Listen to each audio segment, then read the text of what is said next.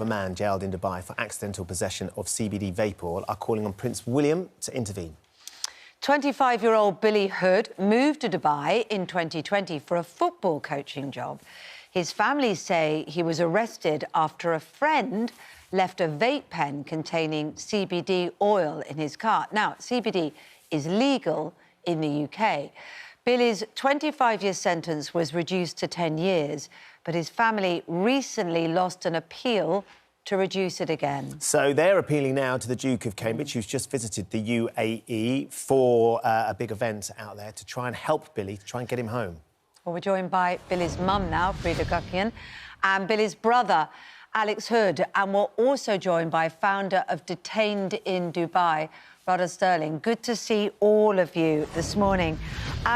Alex, I'm going to come to you first because I believe you've been speaking to Billy on the phone quite recently. How is he doing, first of all? Well, yeah, I spoke to him yesterday. He's not doing too well right now. When I spoke to him, he didn't know anything about his appeal being rejected because he's been in solitary confinement for the last few days due to a hospital visit that he had to attend, which took several months for him to get. So he was unaware that his appeal got rejected. So once I told him what actually happened, he was just completely confused. And the hospital visit was for something that happened whilst in jail, wasn't it? Tell us about that. Yeah, he obviously complained about his ear several months ago, 2-3 months ago. He complained about pains in his ear. He couldn't sleep at night. He couldn't lie on that side of it, like when he was sleeping on that side of his head because his ear was really hurting him.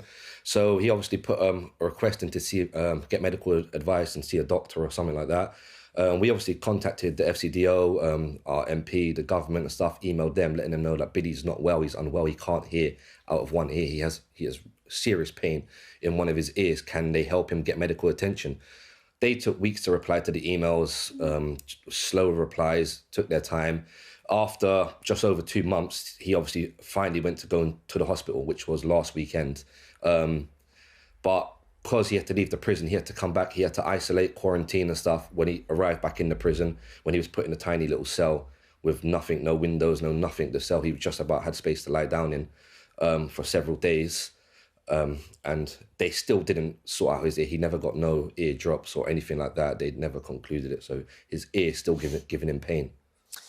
Frida, it must be awful. I think he said... Sorry. Carry on, please. No, I think he said he's given up. He said he's going to just lose the hearing in one of his ears. That was the last thing he said to me a few weeks ago. Oh, God. Frida, it must be heartbreaking. It's awful for us to hear. I know that we met you when the initial appeal was going in and the expectation, the hope was that the 25-year sentence was going to be thrown out and he was going to be allowed to come back. Of course, this 10-year sentence, although it's a reduction, I'm sure gave you no comfort whatsoever. None whatsoever. Every charge against Billy has been dropped. Every single charge. It's accidental possession. Unintentional possession for 10 years. That is the crime they said he committed was unintentional possession, which is it's not a crime in any other country in the world. It's unintentional, accidental, however you want to say it. They are admitting that he had these vapes unintentional. He never knew they were in his car, but they still leave him with a 10-year sentence. And just to be clear, you know, to give us a sense of what he was like, he is a fitness freak, isn't he? He was there in Dubai partly because he was trying to get coaching badges to further his coaching career and has always been very anti any drugs of any sort. Correct. Billy is fitness crazy. Football he loves, absolutely loves. He was so into sport and he went to follow his dream. And now we're in a nightmare. Rada, let's come to you because this unintentional possession, and I know that the law has actually changed over there, hasn't it? In January of this year, the law changed regarding the charges that Billy has faced. Is there any suggestion that actually, retrospectively, they can drop those charges and he can come home? They can absolutely retrospectively apply that, and we've seen them do it in other cases, especially in Dubai. But now that this case is in Abu Dhabi, it's a little bit more complicated, and especially given the recent attacks, we feel that that has had an impact on the way that they've been dealing with cases there. This appeal to eliminate this 10-year sentence and overturn it didn't last any more than 60 seconds. Billy wasn't even present for any hearing in regards to that. And this could be because of the security issues faced in Abu Dhabi. But definitely, we had another person contact us a couple of days ago saying that they'd entered Dubai carrying actual marijuana on their person, and authorities they let them actually enter the country, and they said, have your holiday and then we'll deport you afterwards. So the law has clearly changed, and the application could be applied in Billy's case. We know that Prince William has gone out for the Expo Festival, hasn't he? Alex, I know that you're appealing to him to try and get involved with the case in some way. Yes, certainly. I mean, what's happened recently with Billy...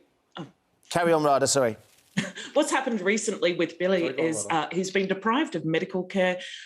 He's complained that he's been beaten in prison during the Prince's visit, which is clearly a slap in the face towards Britain, especially given that the diplomats, Liz Truss and Ambassador Moody, have actually raised allegations of other people having been beaten by the same authorities where Billy is being housed right now. And they've said to the British government that they are going to take this mistreatment seriously, and yet we have Prince William visiting on a diplomatic mission, and they have apparently abused Billy during this visit. And it's absolutely something that cannot continue any further. It's frightening, and we've had a huge history of this. So we're absolutely asking that Prince William, Ambassador Moody, Liz Truss and the FCDO put an end to this kind of abuse. Well, Breda and Alex, I'm sure you're desperate. Do you have hope of getting a message through to Prince William? I mean, yeah, I'd love to just ask him for his help. If he can do anything in the slightest way, if he could just actually have a look at Billy's case, see how Billy's being treated, see what he's in prison for. I mean, it's crazy. Then he would understand that that's why we're calling for his help. We've called for Boris Johnson's help. He's ignored. He's too busy covering up parties and lying to people. So we don't know where to go, and we have to go above him now. So now it's to Prince William. We're asking him, please, for his help. That's the message to him. Well, your mother, Prince William, was a humanitarian, and all I ask is, you're a family man, and we just want the last piece of our jigsaw home. So please help us any way you can. Just read Billy's story and help bring Billy home to us. It's a powerful plea. Thank you very much for talking to us this morning. Breda and Alex, thank you. And Rada, thanks for joining us as well. Thank you. Thank you.